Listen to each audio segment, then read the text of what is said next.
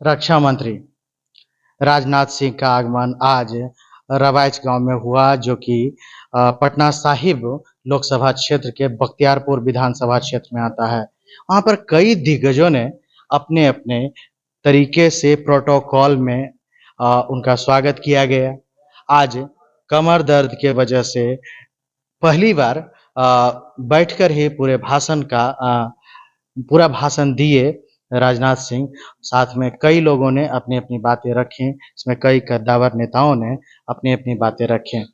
हम सारी चीज़ों पर एक नज़र डालेंगे और बात करेंगे भारतीय जनता पार्टी पंचायती प्रकोष्ठ के जिला अध्यक्ष राजेश सिंह ललन सिंह से समझेंगे कि इस तरह के उनके साथ कुछ निजी घटनाएं भी हुई थी, उसके बावजूद जो है कि कार्यक्रम को सफल बनाने के लिए जुड़े, और इस सारे मुद्दों पर बात करते हैं। जिस तरह से तैयारियां की जा रही थी राजनाथ सिंह की आगमन को लेकर, आप तैयारी में जो है कि समय नहीं पहुंच पाए निजी कारणों की वजह से, लेकिन कार्यक्रम जो है कि बड़ा भव्य रहा, उसमें आपका भी बड़ा महत्वपूर्ण योगदान माना जा रहा है और आप साथ में बैठे थे, बड़ी सारा गुफ्तगू हुआ, किस तरह की चीजें रही? देखिए, जब ऐसे मौकों पे होता है तो एक चुनावी चर्चाएं तो स्वाभाविक है, और इसी बीच में जब समय मिलता है तो कुछ पारिवारिक चर्चाएं भी हो जाती है। हमारे परिवार के मुखिया के रूप में हम लोग उनको मानते हैं, तो इसी सब की चर्चाएं होती है। बाकी और को चुनाव का माहौल है तो ज्यादातर चुनाव की बड़ा क्षणिक मुलाकात है, लेकिन आत्मीय मुलाकात जैसी तस्वीरों में दिखाई देती है कि जो है कि बड़े गार्जियन किस तरह से पीठ थपथपा के शाबाशी दे देते हैं। नहीं, शाबाशी तो आशीर्वाद होता है वो बड़े लोगों का। जब बड़े लोगों का हाथ पीठ पे होता है तो उसे ही आशीर्वाद कहा जाता है, और मैं धन्य हूँ, मैं अपने आप को सौभाग्यशाली मानता हूँ। कल ही आपके ऊपर जानलेवा हमला हुआ, कई असामाजिक तत्व का निगाहों पे आप चढ़ गए, इस तरह की चीजें आपको देखना पड़ रहा है, इस पे आप क्या कहेंगे? देखिए, हम लोग राष्ट्र सेवा से ओतप्रोत लोग हैं। ऐसे विघटनकारी, षड्यंत्रकारी हम लोगों के इरादों को, हम लोगों के संकल्पों को डिगा नहीं सकते हैं।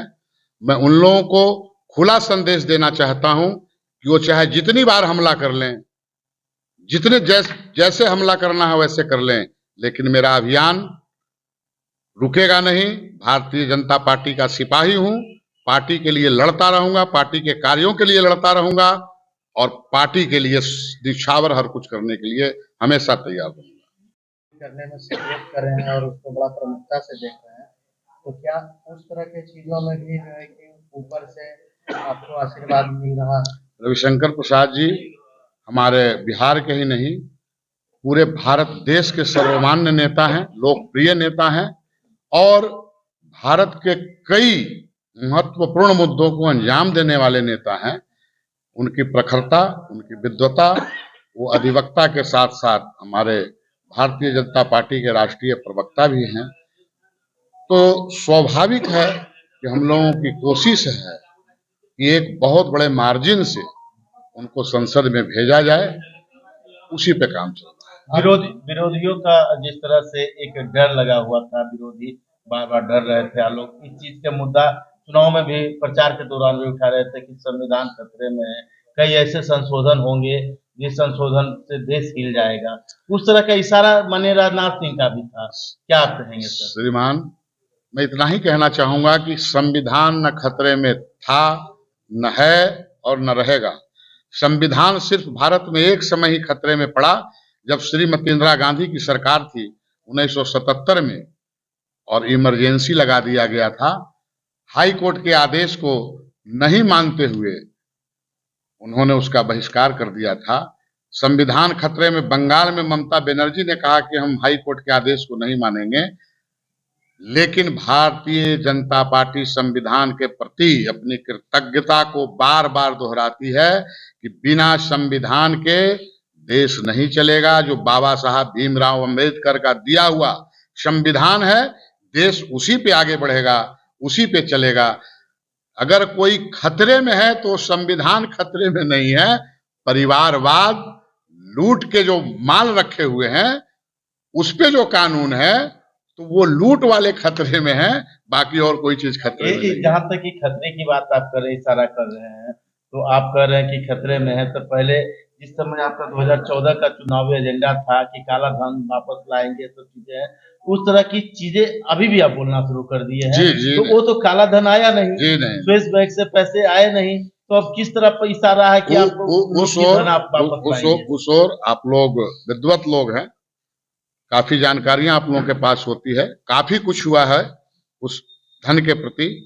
और जो एक रूल रेगुलेशन है, कई देश ऐसे हैं कि उसको भी, वो तो जब हामी भरते हैं तो कांग्रेस बाकी लोगों के पेट में दर्द चालू हो जाता है। ऐसा क्यों है? ललन सिंह जो है कि एज ए कार्यकर्ता के रूप में कई सारे मेहनत, एक जिलाध्यक्ष होने के नाते मेहनत कर रहे हैं। एक डिमांड रख के गए हैं राजनाथ सिंह कि हम लिट्टी चोखा खाएंगे, तो ये सांसद बनेंगे तो लिट्टी चोखा खाया जाएगा, अगर नहीं बन पाए तो लिट्टी चोखा उनका बाकी रहेंगे। देखिए, नहीं बनने का और लिट्टी चोखा ना खाएं, ऐसा तो कहीं दूर दूर तक स्वप्न में भी कोई न देख सकता है, न समझे। सांसद, मैंने बार बार मैं ये कहता हूं कि सांसद तो फिक्स हो गए, सिर्फ मार्जिन की लड़ाई है।